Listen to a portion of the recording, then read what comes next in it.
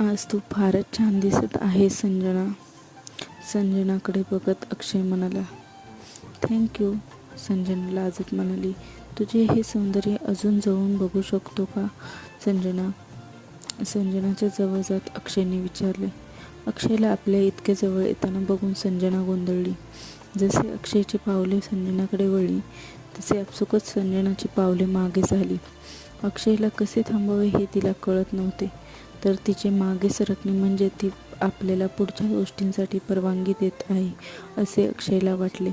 अक्षय संजनाच्या जवळ गेला. त्याने तिच्या कमरेत हात टाकून झटक्यात तिला आपल्याजवळ ओढले.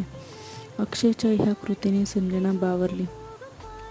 अक्षय असे काही करेल हे तिला अपेक्षित नव्हते. अक्षय, काय करताय हे तुम्ही? सोडा ना प्लीज. संजना अक्षयच्या राखट पकडीतून सुटायचा प्रयत्न करत म्हणाली.